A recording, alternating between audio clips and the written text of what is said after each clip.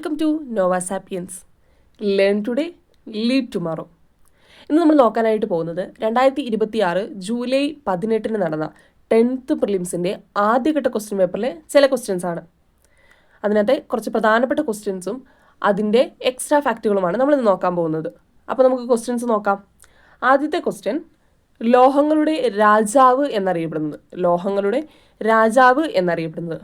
ഓപ്ഷൻസിൽ option A സ്വർണം, option B വെള്ളി, option C mercury, option D platinum. ഇതിനകത്ത് ഏതാണ് ലോഹങ്ങളുടെ രാജാവ് എന്നറിയപ്പെടുന്നത്? സ്വർണമാണ് ലോഹങ്ങളുടെ രാജാവ് എന്നറിയപ്പെടുന്നത്. സ്വർണമാണ് ലോഹങ്ങളുടെ രാജാവ് എന്നറിയപ്പെടുന്നത്. സ്വർണത്തിന് സിമ്പൽ ചെയ്യുന്നത് എങ്ങനെയാണ്? സ്വർണത്തിന് സിമ്പൽ ചെയ്യുന്നതാണ് AU എന്നാണ് സ്വർണത്തിന് സിമ്പൽ ചെയ്യുന്നത്. അതുപോലെ തന്നെ സ്വർണത്തിൻ്റെ ആറ്റോമിക നമ്പർ എത്രയാണ്? സ്വർണത്തിൻ്റെ ആറ്റോമിക നമ്പറാണ് 79. 79 സ്വർണത്തിൻ്റെ ആറ്റോമിക നമ്പർ വരുന്നത്. ഓക്കെ, നമ്മൾ നെക്സ്റ്റ് ലോഹങ്ങളിലെ മറ്റൊരു പ്രധാനപ്പെട്ട ക്വസ്റ്റ്യൻ നോക്കുകയാണെങ്കിൽ, ലോകത്തിലെ ഏറ്റവും ശക്തമായ ലോഹം ഏതാണ്? ലോകത്തിലെ ഏറ്റവും ശക്തമായ ലോഹം ഏതാണ്? ടങ്സ്റ്റൺ ആണ്. ടങ്സ്റ്റൺ ആണ് ലോകത്തിലെ ഏറ്റവും ശക്തമായ ലോഹം. ടങ്സ്റ്റൺ ഏതാണ് സൂചിപ്പിക്കുന്നത്? W, ക്യാപിറ്റൽ W എന്ന സിമ്പിൾ വെച്ചാണ് നമ്മൾ ടങ്സ്റ്റണെ സൂചിപ്പിക്കുന്നത്. മറ്റൊരു പ്രധാനപ്പെട്ട ഭാഗമാണ് അയിരുകളും ലോഹങ്ങളും. അയിരുകളും ലോഹങ്ങളും. അതിനകത്ത് നമ്മൾ നോക്കുകയാണെങ്കിൽ കലാമിൻ ഏത് ലോഹത്തിൻ്റെ അയിരാണ്? കലാമിൻ ഏത് ലോഹത്തിൻ്റെ അയിരാണ്? കലാമിൻ സിങ്കിൻ്റെ അയിരാണ്. സിങ്കിൻ്റെ അയിരാണ്. അതുപോലെ തന്നെ ബോക്സൈറ്റ് ഏത് ലോഹത്തിൻ്റെ അയിരാണ്? ബോക്സൈറ്റ്. അലുമിനിയത്തിൻ്റെ അയിരാണ് ബോക്സൈറ്റ്. ഓക്കെ, നെക്സ്റ്റ്, മനുഷ്യൻ ആദ്യമായി ഉപയോഗിച്ച ലോഹം ഏതാണ്? മനുഷ്യൻ ആദ്യമായി ഉപയോഗിച്ച ലോഹം, മനുഷ്യൻ ആദ്യമായി ഉപയോഗിച്ചത് കോപ്പറാണ്. കോപ്പറാണ് മനുഷ്യൻ ആദ്യമായി ഉപയോഗിച്ചത്. കോപ്പറാണ് മനുഷ്യൻ ആദ്യമായി ഉപയോഗിച്ച ലോഹം. നിങ്ങൾക്കൊരു ക്വസ്റ്റ്യൻ തരാണ്, നിങ്ങൾ കമൻറ്റ് ചെയ്യണേ. രാസസൂര്യൻ എന്നറിയപ്പെടുന്ന ലോഹം, രാസസൂര്യൻ എന്നറിയപ്പെടുന്ന ലോഹം ഏതാണെന്നാണ് ചോദ്യം. അപ്പോൾ നിങ്ങളെല്ലാവരും കമൻറ്റ് ചെയ്യണം. പ്രീവിയസ് ഇയർ ക്വസ്റ്റ്യൻ ആണ്. ഇടയ്ക്കിടയ്ക്ക് നമ്മുടെ PSC ക്വസ്റ്റ്യൻ പേപ്പറുകളിൽ കാണാറുള്ള ഒരു ക്വസ്റ്റ്യൻ ആണ് ഈ ക്വസ്റ്റ്യൻ. ഓക്കെ, അടുത്തായിട്ട് നമ്മൾ നോക്കാൻ പോകുന്നത് 16ാം കേരള നിയമസഭാ തെരഞ്ഞെടുപ്പ് നടന്നത് എന്നാണെന്നാണ്. 16ാം കേരള നിയമസഭാ തെരഞ്ഞെടുപ്പ് നടന്നത് എന്നാണെന്നാണ്. അതെന്താണ്? നമ്മുടെ ഒരു കറണ്ട് അഫേഴ്സ് ക്വസ്റ്റ്യൻ ആണ്. കറണ്ട് അഫേഴ്സ് ക്വസ്റ്റ്യൻ ആണ്. ഓക്കെ, ഓപ്ഷൻസ് നോക്കാം. 2026 ഏപ്രിൽ 8, 2026 ഏപ്രിൽ 10, 2026 ഏപ്രിൽ 9, 2026 ഏപ്രിൽ 11. ഏത് ദിവസമാണ് നിയമസഭാ തെരഞ്ഞെടുപ്പ് നടന്നത്? 2026 ഏപ്രിൽ 9. 2026 ഏപ്രിൽ 9 16ാം കേരള നിയമസഭാ തെരഞ്ഞെടുപ്പ് നടന്നത്. നിയമസഭാ തെരഞ്ഞെടുപ്പ് നമ്മുടെ ഹോട്ട് ടോപ്പിക്കാണ്. കറണ്ട് അഫേഴ്സിൽ എന്തായാലും ചോദിക്കാൻ ചാൻസ് ഉള്ള ഒരു ഭാഗമാണ് 16ാം കേരള നിയമസഭ. അപ്പോൾ എല്ലാവരും അത് പഠിച്ചു വെക്കേണ്ടതാണ്. അപ്പോൾ അതിനകത്ത് പ്രധാനപ്പെട്ട 1-2 ക്വസ്റ്റ്യൻസ് നമുക്ക് നോക്കാം. 16ാം കേരള നിയമസഭയിലെ സ്പീക്കർ ആരാണ്? സ്പീക്കർ തിരുവഞ്ചൂർ രാധാകൃഷ്ണനാണ്. തിരുവഞ്ചൂർ രാധാകൃഷ്ണനാണ് സ്പീക്കർ. അദ്ദേഹത്തിൻ്റെ മണ്ഡലം ഏതാണ്? കോട്ടയമാണ് അദ്ദേഹത്തിൻ്റെ മണ്ഡലം. അതുപോലെ തന്നെ 16ാം കേരള നിയമസഭയിലെ ഡെപ്യൂട്ടി സ്പീക്കർ ആരാണ്? ഡെപ്യൂട്ടി സ്പീക്കർ ഷാനിമോൾ ഉസ്മാനാണ്. ഷാനിമോൾ ഉസ്മാനാണ്. അരൂരാണ് അവരുടെ മണ്ഡലം. അരൂരാണ് മണ്ഡലം വരുന്നത് കേട്ടോ. ഓക്കെ, നമ്മുടെ മുഖ്യമന്ത്രി ആരാണ്? 16ാം കേരള നിയമസഭയിലെ മുഖ്യമന്ത്രിയാണ്. അതുപോലെ തന്നെ നിയമമന്ത്രിയാണ്. അദ്ദേഹം ആരാണ്? VD സതീശനാണ്. VD സതീശൻ്റെ മണ്ഡലം നിങ്ങൾ എന്തായാലും നോട്ട് ചെയ്ത് വെക്കണം. ചോദിക്കാൻ ചാൻസ് ഉള്ള ഒരു ക്വസ്റ്റ്യൻ ആണ്. പറവൂരാണ് അദ്ദേഹത്തിൻ്റെ മണ്ഡലം. പറവൂരാണ് അദ്ദേഹത്തിൻ്റെ മണ്ഡലം. ഓക്കെ, അപ്പം നമ്മൾ കേരള നിയമസഭാ തെരഞ്ഞെടുപ്പിൽ എത്ര സീറ്റുകളാണുള്ളത് നോക്കിയാലോ. എത്ര സീറ്റുകളാണുള്ളത്? 140 സീറ്റുകളാണുള്ളത്. 140 സീറ്റുകളാണുള്ളത്. അപ്പം ഈ വർഷം UDFനും LDFനും NDAയ്ക്കും ലഭിച്ച സീറ്റുകൾ എത്രയാണ്? 102 സീറ്റുകൾ UDFനും 35 സീറ്റുകൾ LDFനും അതുപോലെ തന്നെ 3 സീറ്റുകളാണ് NDAയ്ക്ക് ലഭിച്ചിരിക്കുന്നത്. 3 സീറ്റുകളാണ് NDAയ്ക്ക് ലഭിച്ചിരിക്കുന്നത്. ഓക്കെ, നിയമസഭയിലെ എല്ലാ മന്ത്രിമാരെയും നമ്മളൊന്ന് നോക്കി വെക്കേണ്ടതാണ്. അപ്പം നിങ്ങൾക്കായിട്ട് ഞാനൊരു ക്വസ്റ്റ്യൻ തരികയാണ്. നമ്മൾ പുതുതായിട്ട് തുടങ്ങിയ ഒരു വകുപ്പാണ് AI വകുപ്പ്. അപ്പം നമ്മുടെ AI വകുപ്പ് കൈകാര്യം ചെയ്യുന്ന മന്ത്രി ആരാണ്? AI വകുപ്പ് കൈകാര്യം ചെയ്യുന്ന മന്ത്രി ആരാണ്? കമൻറ്റ് ചെയ്യണം കേട്ടോ. ഈ ക്വസ്റ്റിന് ആൻസർ എല്ലാവരും കമൻറ്റ് ചെയ്യണം. ഓക്കെ, നമ്മൾ അടുത്ത ക്വസ്റ്റ്യനിലേക്ക് പോവുകയാണ്. അടുത്ത ക്വസ്റ്റ്യൻ ഇതാണ്. പ്രാചീന മലയാളം ആരുടെ രചനയാണ്? പ്രാചീന മലയാളം ആരുടെ രചനയാണെന്നാണ് ചോദിച്ചിരിക്കുന്നത്. Option A Chattampi Swamikal, option B Swami Vivekanandan, option C Pandit KP Karuppan, option D Malayattoor Ramakrishnan. പ്രാചീന മലയാളം എപ്പോഴും PSC ചോദിക്കുന്ന സ്ഥിരമായി PYQയിൽ വരുന്ന ഒരു ക്വസ്റ്റ്യനാണ്, എളുപ്പമുള്ളൊരു ക്വസ്റ്റ്യനാണ്. ആരാണ്? ചട്ടമ്പി സ്വാമികളാണ് പ്രാചീന മലയാളം എന്ന കൃതിയുടെ രചയിതാവ്. അദ്ദേഹമാണ് വിദ്യാധി രാജ എന്നൊക്കെ അറിയപ്പെടുന്നത് ചട്ടമ്പി സ്വാമികളാണ്. അദ്ദേഹം 1853 ജനിക്കുന്നത്. 1853 അദ്ദേഹം ജനിക്കുന്നത്. 1853 ജനിച്ചു. കണ്ണമൂല എന്ന് പറയുന്ന സ്ഥലത്താണ്, തിരുവനന്തപുരത്ത് കണ്ണമൂല എന്ന് പറയുന്ന സ്ഥലത്താണ് അദ്ദേഹം ജനിച്ചത്. അദ്ദേഹത്തിൻ്റെ ഒറിജിനൽ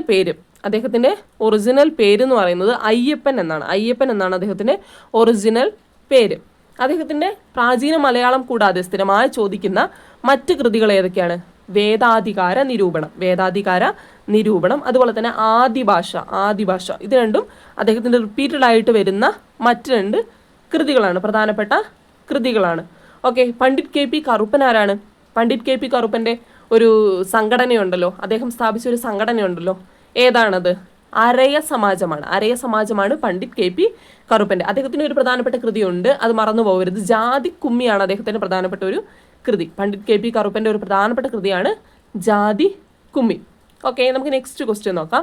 നെക്സ്റ്റ് പിന്നെയും ഒരു കറണ്ട് അഫയേഴ്സ് ക്വസ്റ്റ്യൻ ആണ്. 2025 ഓടക്കുഴൽ പുരസ്കാരത്തിന് അർഹനായത് ആരാണെന്നാണ് ക്വസ്റ്റ്യൻ. 2025 ഓടക്കുഴൽ പുരസ്കാരത്തിന് അർഹനായത് ആരാണെന്നാണ് ക്വസ്റ്റ്യൻ വന്നിരിക്കുന്നത്. Option A KR Meera, option B Prabha Varma, option C MK Sanu, option D EP Rajagopalan. ആരാണ് ഓടക്കുഴൽ പുരസ്കാരത്തിന്? നമ്മുടെ ഗുരുവായൂരപ്പൻ ട്രസ്റ്റാണ് ഓടക്കുഴൽ പുരസ്കാരം ഏർപ്പെടുത്തിയിരിക്കുന്നത്. അപ്പോൾ ഈ ഓടക്കുഴൽ പുരസ്കാരത്തിന് അർഹനായത് ആരാണെന്നാണ് ചോദിച്ചിരിക്കുന്നത്. EP രാജഗോപാലനാണ്. EP രാജഗോപാലനാണ് 2025 ഓടക്കുഴൽ പുരസ്കാരത്തിന് അർഹനായിരിക്കുന്നത്. അദ്ദേഹത്തിന് ഉൾക്കഥ എന്ന് പറയുന്ന കൃതിക്കാണ് ഓടക്കുഴൽ അവാർഡ് ലഭിച്ചിരിക്കുന്നത് 2025. അങ്ങനെയാണെങ്കിൽ 2024 ഓടക്കുഴൽ പുരസ്കാരം ലഭിച്ചിരിക്കുന്ന ആർക്കാണ്? 2024 ഓടക്കുഴൽ പുരസ്കാരം K അരവിന്ദാക്ഷനാണ്. 2024 ഓടക്കുഴൽ പുരസ്കാരം ലഭിച്ചിരിക്കുന്നത് ഗോപ എന്ന് പറയുന്ന അദ്ദേഹത്തിൻ്റെ കൃതിക്കാണ് ഓടക്കുഴൽ പുരസ്കാരം ലഭിച്ചിരിക്കുന്നത്. അങ്ങനെയാണ് നമ്മൾ പ്രഭാവർമ്മ നോക്കുകയാണെങ്കിൽ പ്രഭാവർമ്മയ്ക്ക് ONV സാഹിത്യ അവാർഡ് 2025 ലഭിച്ചിട്ടുണ്ട് കേട്ടോ. പ്രഭാവർമ്മയ്ക്ക് ലഭിച്ചിരിക്കുന്ന ഒരു അവാർഡാണ് ONV സാഹിത്യ അവാർഡ് 2025. ONV സാഹിത്യ അവാർഡ് 2025 ലഭിച്ചിരിക്കുന്നത് ആർക്കാണ്? പ്രഭാവർമ്മയ്ക്കാണ്. ഓക്കെ, അങ്ങനെയാണെങ്കിൽ നമ്മുടെ കേരളത്തിലെ ഏറ്റവും വലിയ സാഹിത്യ പുരസ്കാരമാണ് എഴുത്തച്ഛൻ പുരസ്കാരം.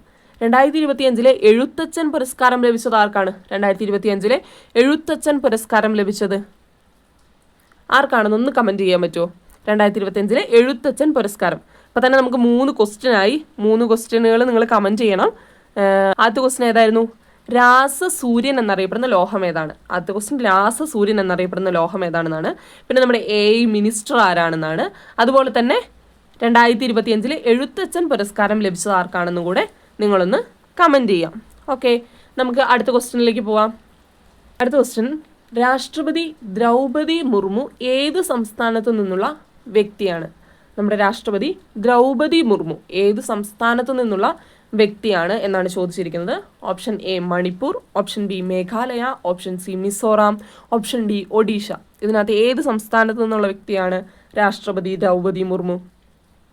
ഒഡീഷ സ്വദേശിയാണ്. അദ്ദേഹം ഒഡീഷ സ്വദേശിയാണ്. ദ്രൗപദി മുർമു ഒഡീഷ സ്വദേശിയാണ്. പ്രസിഡന്റിനെ കുറിച്ചുള്ള 1-2 ഇമ്പോർട്ടൻ്റ് ആയിട്ടുള്ള പോയിന്റ്സ് നമുക്ക് നോക്കാം. ജാർഖണ്ഡ് ഗവർണറായിരുന്ന വ്യക്തിയാണ് രാഷ്ട്രപതി ആകുന്നതിന് മുൻപ്. 2015 മുതൽ 2021 കാലഘട്ടത്തിൽ 2015 ടു 2021 കാലഘട്ടങ്ങളിൽ ജാർഖണ്ഡിൻ്റെ ഗവർണറായിരുന്ന വ്യക്തിയാണ് ആര്? ദ്രൗപദി മുർമു. ആദിവാസി ഗോത്ര വിഭാഗത്തിൽ നിന്ന് ഇന്ത്യയുടെ രാഷ്ട്രപതി പദവിയിലെത്തിയ ആദ്യ വനിതയാണ്. ആദിവാസി ഗോത്ര വിഭാഗത്തിൽ നിന്ന് ഇന്ത്യയുടെ രാഷ്ട്രപതി പദവിയിലെത്തിയ ആദ്യ വനിതയാണ്. രണ്ടാമത്തെ വനിതാ രാഷ്ട്രപതിയാണ്. ആദ്യത്തെ ആരാണ്? പ്രതിഭ പാട്ടീലാണ്. പ്രതിഭ പാട്ടീലാണ് ആദ്യത്തെ വനിതാ രാഷ്ട്രപതി. രണ്ടാമത്തെ വനിതാ രാഷ്ട്രപതിയാണ് ദ്രൗപദി മുർമു. ഓക്കെ, അടുത്ത ക്വസ്റ്റ്യൻ നോക്കാം. താഴെ തന്നിരിക്കുന്നതിൽ ശരിയായ ജോഡി ഏതാണെന്നാണ് നമ്മുടെ സാമൂഹ്യ പരിഷ്കർത്താക്കളും അവരുടെ സംഘടനകൾ അല്ലെങ്കിൽ അവരുടെ കൃതികൾ ഇതൊക്കെ നമ്മൾ എന്തായാലും പഠിച്ചിരിക്കേണ്ട പോർഷനാണ്. അപ്പോൾ നമുക്ക് നോക്കാം. ഓപ്ഷൻ എയിൽ കൊടുത്തിരിക്കുന്നത് വി ടി ഭട്ടതിരിപ്പാട് പ്രത്യക്ഷ രക്ഷാ ദൈവസഭയാണ്. ഓപ്ഷൻ ബി കൊടുത്തിരിക്കുന്നത് കുമാരഗുരുദേവൻ അരയ സമാജം. ഓപ്ഷൻ സി ചട്ടമ്പി സ്വാമികൾ വേദാധികാര നിരൂപണം. Option D Pandit K P Karuppan അടുക്കളയിൽ നിന്ന് അരങ്ങത്തേക്ക്. ഇതിൽ നമ്മളൊരു ക്വസ്റ്റ്യൻ നമ്മൾ പറഞ്ഞതാണ്, അപ്പോൾ നമുക്ക് പെട്ടെന്ന് തന്നെ കിട്ടും. ഇതിനകത്ത് ഏതാണ് ശരി ഉത്തരം? ഓപ്ഷൻ സി ആണ്, ചട്ടമ്പി സ്വാമികൾ വേദാധികാര നിരൂപണം. ചട്ടമ്പി സ്വാമികളുടെ കൃതിയാണ് വേദാധികാര നിരൂപണം എന്ന് നമ്മൾ കുറച്ച് മുന്നേ പറഞ്ഞിട്ടുണ്ട്. ഓക്കെ, അപ്പോൾ ബാക്കിയുള്ളതൊക്കെ തെറ്റാണ്. അപ്പോൾ നമുക്ക് നോക്കാം. വി ടി ഭട്ടതിരിപ്പാടുമായി ബന്ധപ്പെട്ടത് ഏതാണ്? അടുക്കളയിൽ നിന്ന് അരങ്ങത്തേക്ക്. അടുക്കളയിൽ നിന്ന് അരങ്ങത്തേക്കാണ് വി ടി ഭട്ടതിരിപ്പാടുമായി ബന്ധപ്പെട്ട അദ്ദേഹത്തിൻ്റെ ഒരു നാടകമാണ്. അദ്ദേഹത്തിൻ്റെ പ്രശസ്തമായ നാടകമാണ് അടുക്കളയിൽ നിന്ന് അരങ്ങത്തേക്ക്. ഓക്കെ, കുമാരഗുരുദേവൻ, പൊയ്യയിൽ യോഹനാൻ എന്നൊക്കെ അറിയപ്പെടുന്ന കുമാരഗുരുദേവൻ, അടിലഹളയുമായൊക്കെ ബന്ധപ്പെട്ട വ്യക്തിയാണ് കുമാരഗുരുദേവൻ. അദ്ദേഹത്തിൻ്റെ സംഘടനയാണിത് പ്രത്യക്ഷ രക്ഷാ ദൈവസഭ. Okay, Pandit K P Karuppan നമ്മൾ നേരത്തെ പറഞ്ഞു അരയ സമാജ സ്ഥാപകനാണ് ആര്? പണ്ഡിറ്റ് കെ പി കറുപ്പൻ എന്ന് നമ്മൾ പറഞ്ഞു. ഓക്കെ, നമുക്ക് അടുത്ത ക്വസ്റ്റ്യനിലേക്ക് പോവാം. അടുത്ത ക്വസ്റ്റ്യൻ, പ്രാചീന തുറമുഖമായ മുസിരീസ് ഏത് സ്ഥലത്താണ്? ഇതിലേത് സ്ഥലത്താണ് പ്രാചീന തുറമുഖമായ മുസിരീസ് സ്ഥിതി ചെയ്യുന്നത് എന്നാണ് ചോദിച്ചിരിക്കുന്നത്. Option A Ponnani, option B Kodungallur, option C Kollam, option D Varkala. Okay, ഇതിലേത് സ്ഥലത്താണ് പ്രാചീന തുറമുഖമായ മുസിരീസ് സ്ഥിതി ചെയ്യുന്നത്? ഇപ്പോൾ ഈ മുസിരീസിനെ കുറിച്ച് നമ്മൾ കുറച്ച് അധികം കാലമായി വെച്ചിട്ടുണ്ടെങ്കിൽ ഈ 2026 പല ക്വസ്റ്റ്യൻ പേപ്പറുകളിലും നമ്മൾ കണ്ടിട്ടുള്ളതാണ്. പല രീതിയിൽ മുസിരീസ് എന്ന് പറയുന്ന തുറമുഖത്തിനെ ബേസ് ചെയ്തിട്ടുള്ള ക്വസ്റ്റ്യൻസ്. ഓക്കെ, അപ്പം നമ്മൾ ഈ ക്വസ്റ്റ്യൻസ് ഒന്ന് നോക്കണതാണ്. മുസിരീസ് എന്ന് പറയുന്ന തുറമുഖം പ്രാചീന കാലത്തെയാണ്. അത് എവിടെയാണ് സ്ഥിതി ചെയ്തിരുന്നത്? കൊടുങ്ങല്ലൂരാണ്. കൊടുങ്ങല്ലൂർ സ്ഥിതി ചെയ്യുന്ന തുറമുഖമായിരുന്നു, പ്രാചീന തുറമുഖമായിരുന്നു മുസിരീസ്. അന്നത്തെ കച്ചവട ബന്ധങ്ങൾക്കൊക്കെ വളരെ പ്രാധാന്യം നൽകിയിട്ടുള്ള, കച്ചവട ബന്ധങ്ങൾക്കൊക്കെ വളരെ ഇമ്പോർട്ടൻസ് കൊടുത്തിട്ടുള്ള ഒരു തുറമുഖമാണ് ഇത് മുസിരീസ് തുറമുഖം. ഓക്കെ, അടുത്ത ക്വസ്റ്റ്യൻ നമ്മൾ നോക്കുകയാണെങ്കിൽ താഴെ തന്നിരിക്കുന്നവയിൽ പരസ്പര ബന്ധമില്ലാത്തത് ഏതാണെന്നാണ് ചോദിച്ചിരിക്കുന്നത്. ഒന്നാമത്തതിൽ Mavilanthodu, Veluthampi, Dalawa, Mannazhi, Pazhassiraja, quit India, Keezhariyur bomb case, Mappila ലഹള, കാർഷിക മുന്നേറ്റം. ഇതിനകത്ത് ഏതാണ് ബന്ധമില്ലാത്തത് ഏതാണെന്ന് നോക്കിയേ. മാവിലാന്തോട് വേലുത്തമ്പി ദളവയാണോ? അല്ലല്ലോ. മാവിലാന്തോട് പഴശ്ശിരാജ മരണമടഞ്ഞ സ്ഥലമാണ് മാവിലാന്തോട്. വയനാട് പുൽപ്പള്ളിക്കടുത്തുള്ള ഒരു സ്ഥലമാണ് മാവിലാന്തോട്. അതുപോലെ തന്നെ വേലുത്തമ്പി ദളവ സ്മാരകം സ്ഥിതി ചെയ്യുന്നത് എവിടെയാണ്? മണ്ണടിയിലാണ്. അത് രണ്ടും അങ്ങോട്ടും ഇങ്ങോട്ടും മാറ്റി കൊടുത്തിരിക്കുകയാണ്. അപ്പോൾ അത് രണ്ടുമാണ് ഇതിനകത്ത് ബന്ധമില്ലാത്തത്. നെക്സ്റ്റ് നോക്ക്, ക്വിറ്റ് ഇന്ത്യ സമരം ഏത് വർഷമാണ്? 1942. 1942 ഓഗസ്റ്റ് മാസത്തിലാണ് ക്വിറ്റ് ഇന്ത്യ സമരം സ്റ്റാർട്ട് ചെയ്യുന്നത്. ക്വിറ്റ് ഇന്ത്യ സമരത്തിൽ നേതൃത്വം നൽകിയത് ഗാന്ധിജിയാണ്. ഗാന്ധിജി നേതൃത്വം നൽകിയ ഒരു സമരമാണ് ക്വിറ്റ് ഇന്ത്യ സമരം. ഓക്കെ, ഡു ഓർ ഡൈ എന്ന് പറയുന്ന ആ പ്രധാനപ്പെട്ട ആ സ്ലോഗനൊക്കെ ആ സമയത്താണ് ഗാന്ധിജി പറഞ്ഞ ആ സ്ലോഗനൊക്കെ ആ സമയത്ത് പ്രവർത്തിക്കുക അല്ലെങ്കിൽ മരിക്കുക. ഓക്കെ, ക്വിറ്റ് ഇന്ത്യ സമയത്താണ്. ക്വിറ്റ് ഇന്ത്യ സമരവുമായി ബന്ധപ്പെട്ട് നമ്മുടെ കേരളത്തിൽ നടന്നിട്ടുള്ള പ്രധാനപ്പെട്ട ഒരു സംഭവമാണ് കീഴരിയൂർ ബോംബ് കേസ്. KB മേനോൻ്റെ നേതൃത്വത്തിലൊക്കെ നടന്നിട്ടുള്ള ഒരു കേസാണ് കീഴരിയൂർ ബോംബ് കേസ് വരുന്നത്. ഓക്കെ, നെക്സ്റ്റ് മാപ്പിള ലഹളയാണ്. അതൊരു കാർഷിക മുന്നേറ്റമാണ്. മലബാറിൽ നടന്ന പ്രധാനപ്പെട്ട ഒരു ലഹളയാണ് മാപ്പിള ലഹള, കാർഷിക മുന്നേറ്റമാണ്. അപ്പോൾ ഈ ക്വസ്റ്റ്യൻ ആൻസർ ഏതാണ് വരുന്നത്? ബന്ധമില്ലാത്തതാണ് ചോദിച്ചിരിക്കുന്നത്. അങ്ങനെ വരുന്ന ക്വസ്റ്റ്യൻസ് നിങ്ങൾ പ്രത്യേകം ശ്രദ്ധിക്കണം. ബന്ധമുള്ളത്, ബന്ധമില്ലാത്തത്, ശരിയായവ, ശരിയല്ലാത്തത് എന്നൊക്കെ വരുമ്പോൾ ക്വസ്റ്റ്യൻ നല്ലോണം വായിച്ചിട്ട് വേണം ആൻസർ എഴുതാനായിട്ട്. അപ്പോൾ 1ഉം 2ഉം അല്ലേ ഇല്ലാത്തത്? അപ്പോൾ ഓപ്ഷൻ ഡി ആണ് വരിക, ആൻസറായിട്ട് വരിക. ഓപ്ഷൻ ഡി ആണ് വരിക. 1ഉം 2ഉമാണ് ശരിയല്ലാത്തത്. നെക്സ്റ്റ് ക്വസ്റ്റ്യൻ, ഡോട്ട്സ് ഏത് രോഗത്തിൻ്റെ ചികിത്സാ രീതിയാണ്? ഡോട്ട്സ് എന്ന് പറയുന്നത് ഏത് രോഗത്തിൻ്റെ ചികിത്സാ രീതിയാണെന്നാണ് ചോദിച്ചിരിക്കുന്നത്. റിപ്പീറ്റഡ് ആയി വരുന്ന ഒരു പ്രീവിയസ് ക്വസ്റ്റ്യൻ ആണ്. ഓപ്ഷൻ നോക്കാം. ഓപ്ഷൻ എ എലിപ്പനി, option B AIDS, option C ക്ഷയം, ഓപ്ഷൻ ഡി കോളറ. ഇതിനകത്ത് ഏതാണ് ഡോട്ട്സുമായി ബന്ധപ്പെട്ട ചികിത്സാ രീതി? നോക്കിയേ, ഏതാണ്? ക്ഷയമാണ് ഡോട്ട്സുമായി ബന്ധപ്പെട്ട ചികിത്സാ രീതി. ക്ഷയരോഗത്തിന് കാരണമാകുന്ന ബാക്ടീരിയ ഏതാണ്? ഒരു ബാക്ടീരിയ രോഗമാണ് ക്ഷയരോഗം. ക്ഷയരോഗത്തിന് കാരണമാകുന്ന ബാക്ടീരിയ ഏതാണ്? മൈക്കോബാക്ടീരിയം ട്യൂബർകുലോസിസ് ആണ്. മൈക്കോബാക്ടീരിയം ട്യൂബർകുലോസിസ് ആണ് ക്ഷയരോഗത്തിന് കാരണം. അതുപോലെ തന്നെ എയ്ഡ്സിന് കാരണമാകുന്ന ഏത് രോഗാണുവാണ്? HIV ആണ്. HIV അതൊരു വൈറസാണ്. എയ്ഡ്സിന് കാരണമാകുന്നത് ഒരു വൈറസാണ്. ഹ്യൂമൻ ഇമ്മ്യൂണോ വൈറസ് ആണ്. ഓക്കെ, നെക്സ്റ്റ് ക്വസ്റ്റ്യൻ നമ്മൾ നോക്കുകയാണെങ്കിൽ ക്വിറ്റ് ഇന്ത്യ സമരനായിക എന്നറിയപ്പെടുന്ന ആരാണ്? Option A Tararani Srivastava, option B Aruna Asaf Ali, option C Matangini Hazra, option D Sarojini Naidu. Quit India സമരനായിക എന്നറിയപ്പെടുന്ന ആരാണ്? അരുണ ആസിഫ് അലിയാണ് ക്വിറ്റ് ഇന്ത്യ സമരനായിക എന്നറിയപ്പെടുന്നത്. ഓക്കെ, അടുത്ത ക്വസ്റ്റ്യൻ നമ്മൾ നോക്കുകയാണെങ്കിൽ ഭരണഘടനയുടെ ഭാഗം 4A പ്രതിപാദിക്കുന്നത് എന്തിനെക്കുറിച്ചാണെന്നാണ് ചോദിച്ചിരിക്കുന്നത്. ഭരണഘടനയിൽ നിന്നുള്ള ഒരു ക്വസ്റ്റ്യൻ ആണ്. ഭരണഘടനാ ഭാഗങ്ങളെക്കുറിച്ച്, അതുപോലെ തന്നെ പട്ടികകളെക്കുറിച്ച്, വകുപ്പുകളെക്കുറിച്ചൊക്കെ നമുക്കൊരു ഐഡിയ ഉണ്ടായിരിക്കണം. ഓക്കെ, ഇതിനകത്ത് 4A ആണ് ചോദിച്ചിരിക്കുന്നത്. ഒന്ന് മൗലികാവകാശങ്ങൾ, നിർദ്ദേശക തത്വങ്ങൾ, മൗലിക കർത്തവ്യങ്ങൾ, റിട്ടുകൾ. ഇതിനകത്ത് ഏതാണ് 4Aയിൽ പ്രതിപാദിക്കുന്നത്? 4Aയിൽ പ്രതിപാദിക്കുന്നത് മൗലിക കർത്തവ്യങ്ങളാണ്. 4Aയിൽ പ്രതിപാദിക്കുന്നത്. അപ്പോൾ ഓപ്ഷൻ ഏതാണ്? ഓപ്ഷൻ ബി ആണ്. ശരിയ ഉത്തരം ഓപ്ഷൻ ബി ആണ്. മൗലിക കർത്തവ്യങ്ങളാണ് 4Aയിൽ പ്രതിപാദിക്കുന്നത്. മൗലിക അവകാശങ്ങൾ ഏത് ഭാഗത്താണ് പ്രതിപാദിക്കുന്നത്? മൗലിക അവകാശങ്ങൾ പാർട്ട് 3യിലാണ് മൗലിക അവകാശങ്ങളെക്കുറിച്ച് പ്രതിപാദിക്കുന്നത്. പാർട്ട് 4ലാണ് ഏത്? നിർദ്ദേശക തത്വങ്ങൾ പാർട്ട് 4ലാണ് വരുന്നത്. 4Aയിൽ വരുന്നത് എന്നാണ്? മൗലിക കർത്തവ്യങ്ങളാണ്. മൗലിക കർത്തവ്യങ്ങൾ ഭരണഘടനയിലേക്ക് കൂട്ടിച്ചേർത്ത ഭേദഗതി ഏതാണ്? മൗലിക കർത്തവ്യങ്ങൾ ഭരണഘടനയിലേക്ക് കൂട്ടിച്ചേർത്ത ഭേദഗതി 42ാമത്തെ ഭേദഗതിയാണ്. 42ാമത്തെ ഭേദഗതിയാണ്. 1976ലാണ് ആ ഭേദഗതി വന്നത്. 1976ലാണ് ആ ഭേദഗതി വന്നത്. മൗലിക കർത്തവ്യങ്ങൾ ഭരണഘടനയിലേക്ക് കൂട്ടിച്ചേർത്തു. 42ാം ഭേദഗതിയാണ് മിനി കോൺസ്റ്റിറ്റ്യൂഷൻ എന്നൊക്കെ അറിയപ്പെടുന്ന ഭേദഗതി എന്ന് പറയുന്നത് 42ാമത്തെ ഭേദഗതിയാണ്. നിർദ്ദേശക തത്വങ്ങൾ നമ്മൾ പറഞ്ഞല്ലോ. നിർദ്ദേശക തത്വങ്ങൾ എവിടെയാണ് വരുന്നത്? നിർദ്ദേശക തത്വങ്ങൾ പാർട്ട് 4ലാണ് വരുന്നത്. അതുപോലെ തന്നെ റിട്ടുകൾ എന്ന് പറഞ്ഞാൽ എന്താണ്? റിട്ടുകൾ പുറപ്പെടുവിക്കാനുള്ള അധികാരം ആർക്കൊക്കെയാണ്? ഹൈക്കോടതിക്കും സുപ്രീം കോടതിക്കാണ്. സുപ്രീം കോടതിക്ക് പ്രധാനമായി 5 റിട്ടുകളാണുള്ളത്. 5 റിട്ടുകളാണ് നമ്മൾ സ്ഥിരമായി വരുന്ന ക്വസ്റ്റ്യൻ ആണ്. 5 പ്രധാനപ്പെട്ട റിട്ടുകളുണ്ട്. ആ റിട്ടുകൾ ഏതൊക്കെയാണ്? 1 ഹേബിയസ് കോർപ്പസ്, കോവാറണ്ടോ, മാൻഡമസ്, സെഷ്യററി, അതുപോലെ തന്നെ പ്രൊഹിബിഷൻ. അങ്ങനെ 5 പ്രധാനപ്പെട്ട റിട്ടുകളാണ് സുപ്രീം കോടതി റിട്ടുകൾ വരുന്നത്. അത് ഏത് ഭാഗത്താണ്, ഏത് വകുപ്പിലാണ് പറയുന്നത് റിട്ടുകളെക്കുറിച്ച്? സുപ്രീം കോടതി റിട്ടുകളെക്കുറിച്ച് പറയുന്ന വകുപ്പ് ഏതാണ്? വകുപ്പ് 32ആണ് സുപ്രീം കോടതിയുടെ റിട്ടുകളെക്കുറിച്ച് പറയുന്നത്. അതുപോലെ തന്നെ ഹൈക്കോടതിയുടെ റിട്ടുകളെക്കുറിച്ച് പറയുന്നത് ഏതാണ്?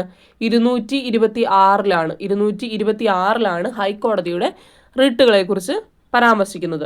ഓക്കെ, നമുക്ക് നെക്സ്റ്റ് ക്വസ്റ്റ്യനിലേക്ക് പോവാം. സംസ്ഥാന മുഖ്യ വിവരാവകാശ കമ്മീഷണർ ആരാണെന്നാണ് ചോദിച്ചിരിക്കുന്നത്. കറണ്ട് അഫയേഴ്സിൽ നിന്നുള്ള മറ്റൊരു ക്വസ്റ്റ്യൻ ആണ്. നമുക്ക് നോക്കാം. ഓപ്ഷൻ എ വരുന്നത് V Hari Nair, option B Sibi Mathews, option C Wilson M Paul, option D Vishwas Mehta. ആരാണ്? ഓപ്ഷൻ എ വി ഹരി നായരാണ് സംസ്ഥാന മുഖ്യ വിവരാവകാശ കമ്മീഷണർ. ഓക്കെ, ദേശീയ വിവരാവകാശ കമ്മീഷണർ ആരാണ്? നിലവിലെ ദേശീയ വിവരാവകാശ കമ്മീഷണർ ആരാണ്? രാജ്കുമാർ ഗോയലാണ് നിലവിലെ ദേശീയ വിവരാവകാശ കമ്മീഷണർ. വിവരാവകാശ നിയമം 2005 പ്രകാരമാണ് കേന്ദ്ര സംസ്ഥാന വിവരാവകാശ കമ്മീഷനുകൾ നിലവിൽ വന്നിട്ടുള്ളത്. ജനാധിപത്യത്തിന്റെ സൂര്യ തേജസ് എന്നറിയപ്പെടുന്നത് 2005 വിവരാവകാശ നിയമമാണ്. എന്നാണ് ഈ ആക്ട് നിലവിൽ വന്നത്? വിവരാവകാശ നിയമം നിലവിൽ വന്നത് എപ്പോഴാണ്? 2005 ഒക്ടോബർ 12-ാം തീയതിയാണ്. 2005 ഒക്ടോബർ 12-നാണ്. 2005 ഒക്ടോബർ 12-നാണ് വിവരാവകാശ നിയമം നിലവിൽ വരുന്നത്. ജനാധിപത്യത്തിന്റെ സൂര്യ തേജസ് എന്നറിയപ്പെടുന്നു. ആദ്യമായിട്ട് വിവരാവകാശ നിയമം കൊണ്ടുവന്ന രാജ്യം ഏതാണ്? സ്വീഡനാണ് ആദ്യമായിട്ട് വിവരാവകാശ നിയമം കൊണ്ടുവന്ന രാജ്യം എന്ന് പറയുന്നത്. ഓക്കെ, ഈ വിവരാവകാശ നിയമം 2005 ഒപ്പുവെച്ച രാഷ്ട്രപതി ആരാണ്? ഒപ്പുവെച്ച രാഷ്ട്രപതി ഡോക്ടർ APJ അബ്ദുൽ കലാമാണ്. ഡോക്ടർ APJ അബ്ദുൽ കലാമാണ് 2005 വിവരാവകാശ നിയമത്തിൽ ഒപ്പുവെച്ച രാഷ്ട്രപതി. Okay, next question. അടുത്തതും ഒരു നവോത്ഥാനത്തിൻ്റെ ക്വസ്റ്റ്യൻ ആണ് കേട്ടോ. സാധുജന പരിപാലന സംഘത്തിൻ്റെ സ്ഥാപകൻ ആരാണെന്നാണ്. സാധുജന പരിപാലന സംഘത്തിൻ്റെ സ്ഥാപകൻ ആരാണെന്നാണ് ചോദിച്ചിരിക്കുന്നത്. Option A Vaikundaswamikal, option B TK Madhavan, option C Ayyankali, option D K Kelappan. ആരാണ് സാധുജന പരിപാലന സംഘം? സാധുജനം എന്ന് പറയുമ്പോൾ നമുക്ക് ഓർമ്മ വരുന്ന ഒരു വ്യക്തി, അദ്ദേഹമാണ് അയ്യങ്കാളി. അയ്യങ്കാളിയാണ് സാധുജന പരിപാലന സംഘത്തിൻ്റെ സ്ഥാപകൻ എന്നറിയപ്പെടുന്നത്. ഓക്കെ, വൈകുണ്ഠസ്വാമികൾ ഒരു സംഘടന സ്ഥാപിച്ചിട്ടുണ്ടല്ലോ. വൈകുണ്ഠസ്വാമികളുടെ ഒരു സംഘടനയുണ്ടല്ലോ, ഏതാണത്? സമത്വ സമാജമാണ്. സമത്വ സമാജമാണ് വൈകുണ്ഠസ്വാമികളുടെ. അതുപോലെ തന്നെ നമുക്ക് മാറിപ്പോകുന്ന ഒന്നാണ് ആത്മവിദ്യാസംഘം. ആത്മവിദ്യാസംഘം ആരുടെയാണ്? വാഗ്ഭടാനന്ദൻ്റെയാണ്. ആത്മവിദ്യാസംഘം വാഗ്ഭടാനന്ദൻ്റെയാണ്. സമത്വ സമാജം വൈകുണ്ഠസ്വാമികളുടെയാണ്. സാധുജന പരിപാലന സംഘം, സാധുജനം എന്ന് ഓർമ്മ വരുമ്പോഴേ നമുക്ക് ഓർമ്മ വരണം അയ്യങ്കാളി. അയ്യങ്കാളി ഓർമ്മ വരണം. സാധുജന പരിപാലന സംഘം ആരാണ്? അയ്യങ്കാളിയാണ്. ഓക്കെ, അപ്പോൾ TK മാധവൻ ആരാണ്? TK മാധവൻ വൈക്കം സത്യാഗ്രഹം. വൈക്കം സത്യാഗ്രഹം 1924 ബന്ധപ്പെട്ട വ്യക്തിയാണ് ഇത് TK മാധവൻ. അതുപോലെ തന്നെ K കേളപ്പൻ 1930 കേരളത്തിൻ്റെ ഉപ്പ് സത്യാഗ്രഹത്തിന് നേതൃത്വം നൽകിയ വ്യക്തിയാണ്. കേരള ഗാന്ധി എന്നൊക്കെ അറിയപ്പെടുന്ന വ്യക്തിയാണ് ആര്? K കേളപ്പൻ. ഓക്കെ, ഇത്രയാണ് നമ്മൾ ഇന്ന് ഡിസ്കസ് ചെയ്യാൻ ഉദ്ദേശിച്ചിട്ടുള്ള ക്വസ്റ്റ്യൻസ്. അപ്പോൾ എല്ലാവരും 10th പ്രിലിംസിന് വേണ്ടിയിട്ട്, അടുത്ത സ്റ്റേജുകളിലുള്ള എക്സാമിന് വേണ്ടിയിട്ട് എല്ലാവരും പ്രിപ്പയർ ചെയ്യുക. All the best. Thank you.